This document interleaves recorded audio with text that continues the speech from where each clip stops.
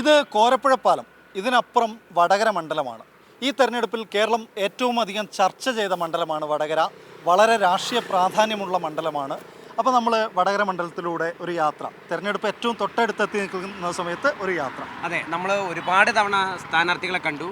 നമ്മളിപ്പോൾ പോകുന്നത് അവസാനവട്ട കണക്ക് കൂട്ടലുകളിലാണ്. ഇതിന് പിന്നിൽ പ്രവർത്തിച്ച, കഠിനാധ്വാനം ചെയ്ത ചില നേതാക്കൾ, തെരഞ്ഞെടുപ്പിന് പിന്നിൽ പ്രവർത്തിച്ച, അണിയറയിൽ മറ്റ് കണക്കുകൂട്ടലുകൾ ഇപ്പോഴും നടത്തിക്കൊണ്ടിരിക്കുന്ന, ഇനി ജയത്തിലേക്ക് എത്താൻ വേണ്ടി നോക്കിക്കൊണ്ടിരിക്കുന്ന നേതാക്കളുടെ അടുത്തേക്കാണ് നമ്മൾ പോകുന്നത്.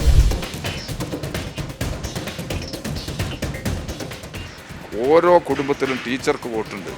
അത് കോൺഗ്രസ്സുകാരുടെ വീട്ടിലുണ്ട്. പറയുന്നത് എന്താ, ഇവൻ ഷാഫിയാണ് എന്നാണ്. ഇതിൻ്റെ അർത്ഥം എന്താ? വലത് ഭാഗം കൊണ്ടുകൊടുത്തവരെ കാണാൻ പറ്റില്ല. സോഷ്യൽ മീഡിയയിൽ പറഞ്ഞുകൊണ്ടിരിക്കുന്നത് BJP വോട്ട് മറിക്കാറുണ്ട് അങ്ങനെ എന്തെങ്കിലും ഉണ്ടോ? ഈ പ്രാവശ്യം ഞങ്ങൾ നിൽക്കുന്നത് ജയിക്കാനാണ്. ഞങ്ങൾക്ക് പ്രത്യേക സ്പെഷ്യൽ ഫ്ലൈറ്റ് ഒന്ന് ചാർട്ട് ചെയ്ത് വരാൻ ഞങ്ങൾക്ക് സാധിക്കില്ല. എന്ന് പറഞ്ഞാൽ വടകരയിൽ 1,33,000 വോട്ടാണ് സതീദേവിയുടെ ലീഡ്. ആ ലീഡിൻ്റെ അപ്പുറത്തേക്ക് അങ്ങനെ ജഗപൊകയാണ് വടകര മൊത്തത്തിൽ. നമ്മളിപ്പോൾ ഉള്ളത് കൊയിലാണ്ടി LDFന്റെ തെരഞ്ഞെടുപ്പ് കമ്മിറ്റി ഓഫീസിലാണ്. TP രാമകൃഷ്ണൻ MLA ഉണ്ട് ഇവിടെ. അദ്ദേഹം ഇതിൻ്റെ ഒരു നേതൃത്വം വഹിക്കുന്ന ഒരാൾ കൂടെയാണ്. എന്താണ് അവസാനവട്ട ഓട്ടത്തിലുള്ള കണക്ക് കൂട്ടലുകളെന്ന് നേരിട്ട് ചോദിക്കും.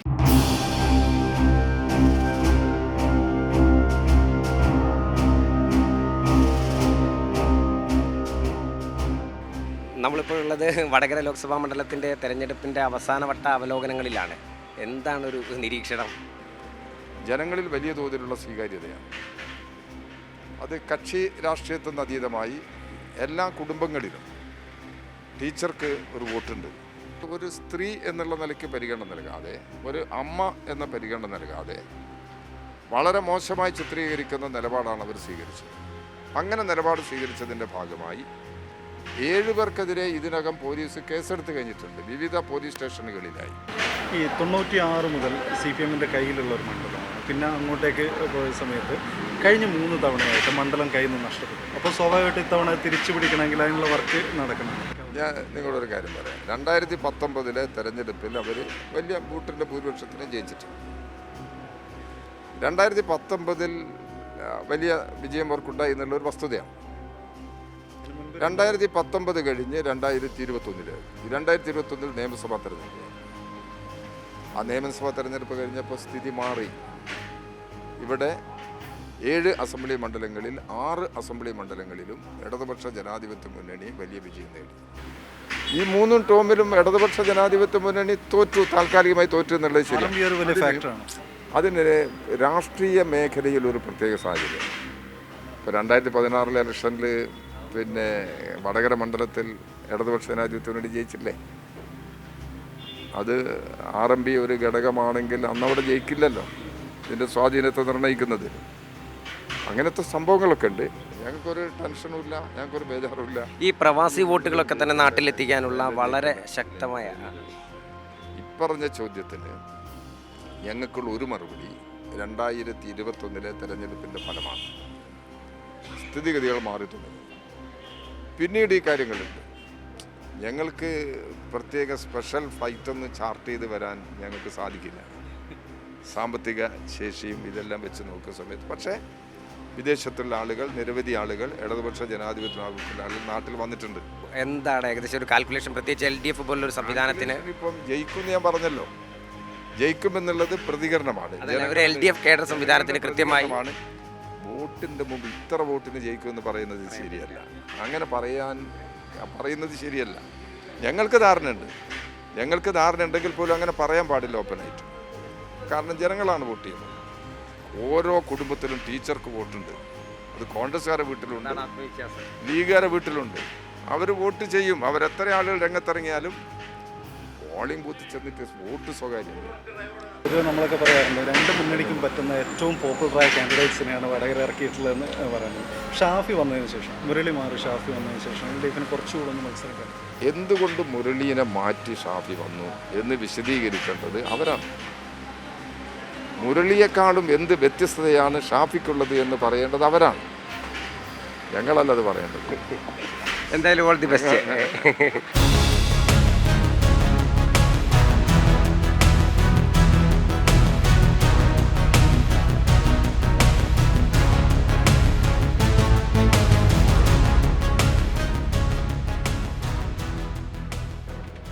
രാജേഷ്, UDFന്റെ വടകര പാർലമെന്റ് മണ്ഡലം കമ്മിറ്റി ഓഫീസാണ്.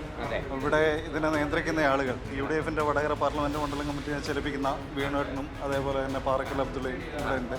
നമ്മളെ കാണാമെന്ന് പറഞ്ഞിട്ടുണ്ട്. കഴിഞ്ഞ തവണ വലിയ ട്രെൻഡായിരുന്നു. ഇത്തവണ നിങ്ങൾ എങ്ങനെയാണ് പ്രതീക്ഷ? നിങ്ങൾ മീഡിയാസ് അല്ലേ, നിങ്ങൾ കാണില്ല വടകരയിലെ ട്രെൻഡ്. വടകര ഒഴിച്ചുള്ള നിയമസഭാ മണ്ഡലങ്ങളൊക്കെ ഇപ്പോഴും LDFന്റെ കയ്യിലാണ്. അവർക്ക് വലിയ ഭൂരിപക്ഷം ഈ സ്ഥലങ്ങളിലൊക്കെ ഉണ്ട്. പിന്നെ എന്താണ് ഇത്ര വലിയ ഭൂരിപക്ഷം എന്നുള്ള? അത് നിങ്ങൾ പഠിക്കാതെ പറയുന്നു എന്നുള്ളതാണ്. വടകരയിൽ ഇപ്പോൾ കഴിഞ്ഞ കുറ്റ്യാടി ഞാൻ തോറ്റ ഒരാളാണ്. 167 വോട്ടിൻ്റെ പിൻബലത്തിലാണ് അവർ ജയിച്ചു വന്നത്. പിന്നെ നാദാപുരത്ത് 3050 വോട്ട്, 1500 വോട്ട് കിട്ടിയെങ്കിൽ വടകരയിൽ ഞങ്ങളെ കയ്യിലാണുള്ളത്. പിന്നെ നിങ്ങൾ ഈ വടകര താലൂക്കിൽ നിങ്ങൾ പറഞ്ഞാൽ CPMന് നിയമസഭാ തെരഞ്ഞെടുപ്പിലായാലും ശരി പാർലമെൻറ്റ് തെരഞ്ഞെടുപ്പിലായാലും ശരി കടുത്ത ക്ഷീണമാണ്. ഏകദേശം എന്താണ് ഒരു ചിത്രം എന്ന് പറഞ്ഞാൽ വടകരയിൽ 1,33,000 വോട്ടാണ് സതീദേവിയുടെ ലീഡ്. ആ ലീഡിൻ്റെ അപ്പുറത്തേക്ക് എന്ന് പറഞ്ഞാൽ കേരളത്തിലെ വടകരയിൽ ഏറ്റവും ഇതുവരെയുള്ളതിൽ വെച്ച് ഏറ്റവും ഉയർന്ന ലീഡ് ഷാഫി വിജയിക്കും. ക്യാമ്പയിൻ നമ്മൾ വിചാരിച്ച അല്ലെങ്കിൽ UDF വിചാരിച്ച സെറ്റ് ചെയ്ത രീതിയിൽ നിന്ന് മാറിപ്പോയി എന്ന് തോന്നുന്നുണ്ടോ? ഈ ഷൈലജ ടീച്ചറുടെ പത്രസമ്മേളനം അവർ ഒറ്റയ്ക്ക് തീരുമാനിക്കുന്നില്ല. കാരണം പിണറായി വിജയൻ പകർത്തുകൊണ്ട് അവലോകന യോഗം വിളിച്ചപ്പോൾ ആ അവലോകന യോഗത്തിൽ കൃത്യമായി ഒരു റിപ്പോർട്ട് വന്ന് ഈ മണ്ഡലം പിടിക്കാൻ കഴിയും. പിന്നെ രാഷ്ട്രീയമായി CPMന് പ്രതികൂലമാണ്. താന്നൂർ ബോംബ് സ്ഫോടനം കുറേ പ്രശ്നങ്ങൾ അതിന് പിന്നാലെ. അപ്പോൾ സ്വാഭാവികമായും എന്ത് വേണം, സ്ഥാനാർത്ഥിയുടെ ഈ മികവിനെ ഒന്ന് തകർക്കണം. അതിനുവേണ്ടി ബോധപൂർവ്വം ഒരു അനുകൂല സാഹചര്യം, സഹതാപമായ ഒരു തരംഗം സ്ത്രീകൾക്കിടയിൽ ഉണ്ടാക്കാൻ വേണ്ടിയുള്ള CPM നേതൃത്വത്തിൻ്റെ വക്രബുദ്ധിയിൽ മുതലെടുത്തതാണ് ശൈലജ ടീച്ചറുടെ പത്രസമ്മേളനം. KMCC പ്രവാസികളെ കൊണ്ടുവരുന്നുണ്ടല്ലോ. എത്ര പ്രവാസികളെ KMCC കൊണ്ടുവരുന്നില്ല. അങ്ങനെ കൊണ്ടുവരുന്ന ഒരു ഏർപ്പാടൊന്നുമില്ല. അവിടുത്തെ പിന്നെ മലയാളി കൂട്ടായ്മകളുണ്ട്. അവർ ഒരുമിച്ച് നിന്ന് അവർ വരികയാണ്. പൈസ ഇറക്കി കളിക്കുന്നതെന്നാണ് പറയുന്നത്. ഇതൊക്കെ എല്ലാ കാലത്തും CPM ഇത് മാത്രമല്ല. CPM ഇപ്പോൾ പറഞ്ഞില്ല വ്യക്തിഹത്യ സ്ഥാനാർത്ഥി എന്നൊക്കെ പറഞ്ഞില്ലേ. ഞാൻ എൻ്റെ അനുഭവം വ്യക്തിഹത്യ നടത്തുക എന്ന് പറയുന്ന കൂട്ടർ ഏറ്റവും കൂടുതൽ CPM അല്ലാതെ വേറൊരു പാർട്ടി അത് നടത്തിയിട്ടില്ല, നടത്താറില്ല. ഈ പ്രചരണമൊക്കെ ഉണ്ടെങ്കിലും UDFന്റെ ഓരോ വീടുകളിൽ നിന്ന് ഒരു വോട്ട്, ഒരു സ്ത്രീ വോട്ട് അത് അവർക്ക് കിട്ടുമെന്നുള്ളൊരു പ്രതീക്ഷയാണ് അവർ പറയുന്നത്. 15 വർഷമായി ഇവർ ഈ പ്രതീക്ഷയായിട്ട് നടക്കുകയാണല്ലോ. എന്താണ് വടകരയിലെ സ്ത്രീ മനസ്സ്? ഷാഫി നോമിനേഷൻ കൊടുക്കുമ്പോൾ ഒരുപക്ഷെ ഇന്ത്യയുടെ ചരിത്രത്തിൽ ഒരു 5000-ലധികം സ്ത്രീകളുടെ പ്രകടനത്തോടുകൂടി അതൊക്കെ ഒരു തൊഴിലുറപ്പുകാരെ ഭീഷണിപ്പെടുത്തി കൊണ്ടുവന്നതല്ല. അത് മറ്റേതെങ്കിലും വിധത്തിൽ പാർട്ടി ബ്രാഞ്ചുകൾ തീരുമാനിച്ചു കൊണ്ടുവന്നത്. UDF സംവിധാനം നിങ്ങൾക്കറിയാലോ. ശൈലജ ടീച്ചർ വന്നതോടുകൂടി അവർക്ക് കൂടെ വോട്ട് ചെയ്യാവുന്ന ഒരു LDF കാൻഡിഡേറ്റായിട്ട് ശൈലജ ടീച്ചർ മാറിയിട്ടുണ്ട്. പാർട്ടിക്കുള്ളിൽ നിന്ന് നേരത്തെ കിട്ടിയിരുന്ന RMPക്ക് പിന്തുണ കിട്ടിയിരുന്ന ആ വോട്ടുകൾ ഇനി കിട്ടുമോ? എന്താണ് സാധ്യത? അല്ല, അതിലെന്താ പ്രശ്നം? നിങ്ങൾ പറയുന്ന ഒരു കാര്യം ശരിയാണ്. അതിൽ 2008 മുതൽ RMPയുടെ രൂപീകരണത്തിനോട് കൂടി മണ്ഡലം മാറി. അത് RMP ആകാത്ത ഒരു വിഭാഗം ആളുകൾ നിങ്ങളൊപ്പം നിരുന്നു. അത് ഒരു ഏക പ്രശ്നം ജയരാജൻ്റെയോ അല്ലെങ്കിൽ അത്തരം ഒരു വ്യക്തിയുടെ പ്രശ്നത്തിലല്ല. CPIM അകപ്പെട്ട പ്രശ്നങ്ങൾ, പ്രതിസന്ധികൾ, ആ പ്രതിസന്ധിയുടെ ഭാഗമായിട്ടാണ് RMPയോട് അനുഭവം പ്രകടിപ്പിക്കുന്നത്. അനുഭവം പ്രകടിപ്പിക്കുന്ന ആളുകൾ പുറത്തു വരാത്തതും CPMൻ്റെ ഭീഷണി മൂലമാണ്. അതുകൊണ്ട് ഈ രാഷ്ട്രീയത്തിൻ്റെ ഭാഗമാണ് ശൈലജ ടീച്ചർ. വ്യക്തിപരമായിട്ടുള്ള ജയരാജനായാലും മറ്റാളുകൾക്കെതിരായുള്ള പോരാട്ടം വ്യക്തിപരമായിട്ടല്ല, ശക്തമായി ഒരുപക്ഷെ RSSനേക്കാൾ തീവ്രമായ രൂപത്തിൽ മുസ്ലിം വിരുദ്ധ പ്രചരണം വീടുകളിൽ ആരംഭിച്ചു കഴിഞ്ഞു. പറയുന്നത് എന്താ, ഇവൻ ഷാഫിയാണ് എന്നാണ്. ഇതിൻ്റെ അർത്ഥം എന്താ? ഇത് നടത്തുന്നത് RSS ആണ്, അല്ല CPM ആണ്. CPM അങ്ങനെ ഒരു കമ്മ്യൂണൽ പോളറൈസേഷൻ നടക്കുന്നുണ്ടോ? വന്നു കഴിഞ്ഞു, അതാണ് നടത്തുന്നത്. ഇവിടെ കൃത്യമായി നടക്കുന്നുണ്ട്. അല്ല, നിങ്ങൾ വീടുകാർ പ്രചരിപ്പിക്കുകയാണ്. വീട് കയറി CPM ഇങ്ങനെ പ്രചരിപ്പിക്കുന്നതിൽ പരാതിപ്പെട്ടോ? ഒരു 10 പേര് ഇന്നലെ എന്നെ വിളിച്ചു. കാരണം ഞങ്ങൾ അനുഭാവികളായ ആളുകളുണ്ടല്ലോ ഈ ഹിന്ദുവിന്. BJPക്കാരൻ RSSകാരൻ പറയാൻ മടിക്കുന്നത് രൂപത്തിലുള്ളതാണ് CPMകാരൻ പറഞ്ഞുകൊണ്ടിരിക്കുന്ന കാര്യങ്ങൾ. മോദി ഇപ്പോൾ നടത്തുന്ന പ്രചരണത്തിൻ്റെ മറ്റൊരു തലമാണ് CPM വടകരയിൽ നടത്തിക്കൊണ്ടിരിക്കുന്നത്. ഈ LDF പോലുള്ള സംവിധാനത്ത് നിന്ന് ഷാഫിയാണ് എന്നുള്ള തരത്തിലുള്ള അങ്ങനത്തെ ഒരു പ്രചരണം നടത്തുന്നു എന്ന് നിങ്ങൾ എന്തുകൊണ്ടാണ് പരാതിപ്പെടുന്നത്? ഞങ്ങൾ അനുഭവത്തിലാണ്. നിങ്ങൾ എന്തുകൊണ്ടാണ് പരാതിപ്പെടും? എന്തൊക്കെയാണ് പരാതിപ്പെട്ടത്? അതുകൊണ്ടാണ് രാഷ്ട്രീയം മാറ്റിവെച്ചുകൊണ്ട് പച്ച വർഗീയത പറയാൻ വേണ്ടി CPM തീരുമാനിച്ചു കഴിഞ്ഞു. ഇത് പറയുന്നത് പിണറായി വിജയൻ്റെ അവലോകന യോഗത്തിന് ശേഷമാണ് ഇതൊക്കെ വരുന്നത്. വളരെ കൃത്യമായിട്ട് സോഷ്യൽ മീഡിയയിൽ ഓട്ടോറിക്ഷ ഡ്രൈവർമാർ ഷാഫിക്ക് ലുങ്കി കൊടുത്തവരെ കാണാൻ പറ്റില്ല ഒന്ന് പറയുന്നതാണ്. പച്ചയായി വേറൊന്ന് പറയാൻ പറ്റാത്തത് കൊണ്ട് വലത് ഭാഗം മുണ്ടെടുത്തവരെ കാണാൻ പറ്റില്ല സോഷ്യൽ മീഡിയയിൽ. കാരണം രേഖാമൂലം പറയുമ്പോൾ പറഞ്ഞാൽ ഞങ്ങൾ ഇതിനെ സംബന്ധിച്ച് നമ്മൾ സെർച്ച് ചെയ്യുകയാണ്. കാരണം എല്ലാ വീടുകളും എല്ലാ സ്കൂളുകളും ഈ ഒരു പ്രചരണത്തിന് ഇറങ്ങുകയാണ്. അതിനുവേണ്ടി പ്രത്യേക ആളുകൾ നിയോഗിച്ചു കഴിഞ്ഞു. അപ്പോൾ സ്വാഭാവികമായും ഞങ്ങൾക്ക് പരാതി കൊടുക്കാൻ ആവശ്യമായ തെളിവുകളും ഒരു പരാതി കൊടുക്കുമ്പോൾ ശേഖരിക്കുന്നുണ്ട്. അത് വെച്ചുകൊണ്ട് ഞങ്ങൾ ഇത് അവസാന നാളുകളാണ് ഇതെടുത്തിട്ടുള്ളത്. അവസാന നാളുകളാണ് ഈ വർഗീയത എന്ന വജ്രായുധം CPM എടുത്തിട്ടുള്ളത്.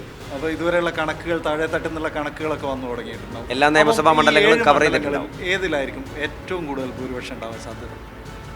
അതിപ്പോൾ ഒരു പ്രവചനാതീത.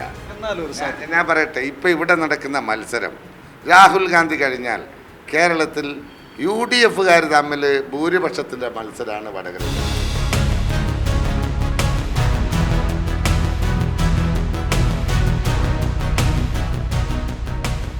എന്താണ് ഈ ഒരു അവസാനഘട്ട തെരഞ്ഞെടുപ്പിൻ്റെ പ്രചാരണം അവസാനിക്കുകയാണ്, ഇനി നിശബ്ദ പ്രചരണത്തിലേക്ക് നീങ്ങാൻ ഒരു ദിവസം മാത്രമാണ് നമ്മുടെ മുന്നിലുള്ളത്. എന്താണ് നിലവിലെ ഒരു BJP-യുടെ കാൽക്കുലേഷൻ, NDA-യുടെ കാൽക്കുലേഷൻ?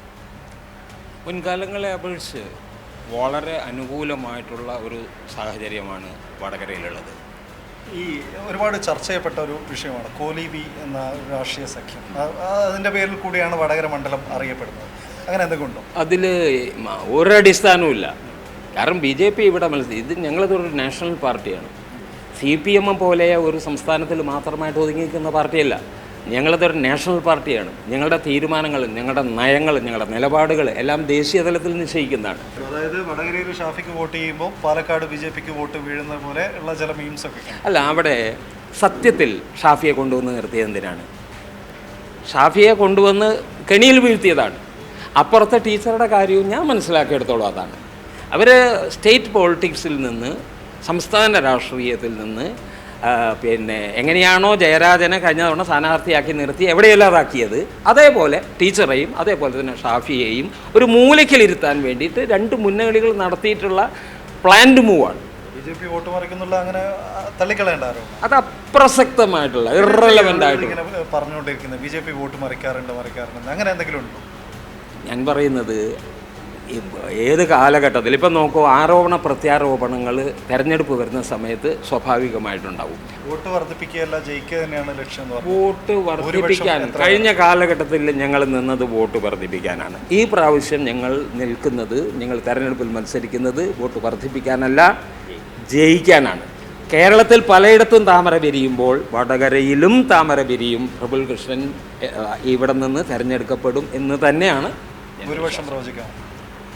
ഭൂരിപക്ഷനല്ലേ, നല്ല ഭൂരിപക്ഷത്തോടു കൂടി തന്നെ തിരഞ്ഞെടുക്കപ്പെടും.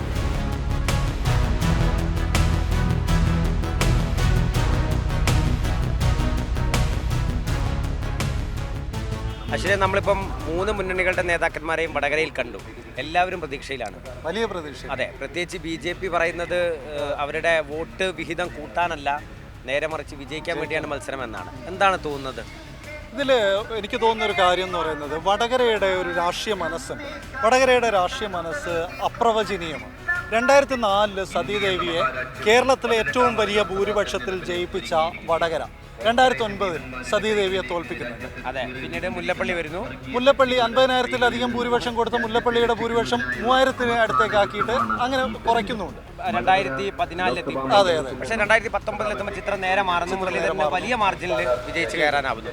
എന്തായിരിക്കും അവസാന റിസൾട്ട് എന്നുള്ളതാണ്. അങ്ങനെ ഈ കണക്കൂട്ടലുകൾക്കൊക്കെ അപ്പുറത്താണ് വടകരയുടെ രാഷ്ട്രീയ മനസ്സ്. നമുക്ക് പറയാൻ വേണ്ടി പറ്റില്ല. വടകര എന്തൊക്കെയോ തീരുമാനിച്ചുറപ്പിച്ചു വെച്ചിട്ടുണ്ട്. അത് ആളുകൾ പലതും നമ്മളോട് പറയും.